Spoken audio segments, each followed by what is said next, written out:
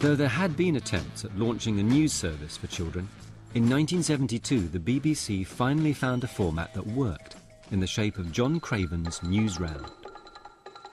They said to me, you can more or less do what you like, as long as it's of interest to our audience, the 8 to 12-year-olds. Well, we knew from all the research that we were really onto a loser, so it would seem, because the research said that children had built up a resistance to the news. They were tired of being told by their parents to be quiet when the news was on.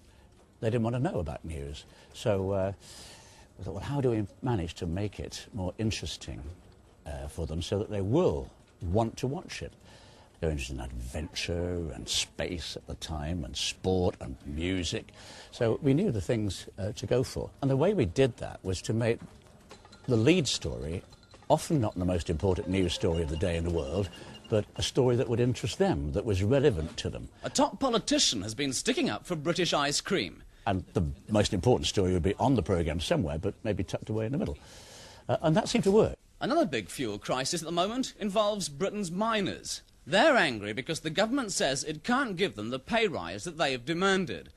As far as possible, if we were dealing with a difficult sort of economic issue, say, we'd relate it to pocket money if we could. Donkey rides on the beach are going to cost more this year. The cost is going up because of a new tax called value-added tax that everybody will have to pay now that Britain's in the common market. John Craven was to become the face of children's news for the next 15 years. John Craven was our Trevor McDonald, wasn't he? He was our Dan Rather. You know, he was a totem of current affairs. And quite likeable as well. Those jumpers made him very accessible, even when he was laying on some dark stuff, you know. Choice of children's programmes' personalities is immensely important when you think of how much children respond to them. Hello again. We were so lucky to have John Craven, who gave exactly the right tone to it, because he never talked down to the children. He treated them as equals, and yet was sufficiently authoritative for them to accept his feeling of reassurance some of the time, which he needed. And officials at the Channel ports are doing all they can to stop anyone smuggling in pet animals that might have rabies.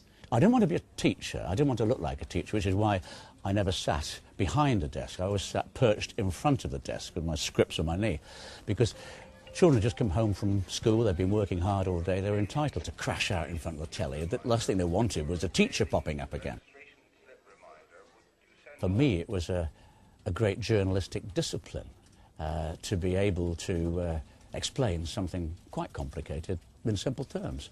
You know, you'd have to get all the information you could, you'd get the film that was available, the still photographs, sort out a map or two, and then sit back and say, I've got all this information, I'm 9 years old.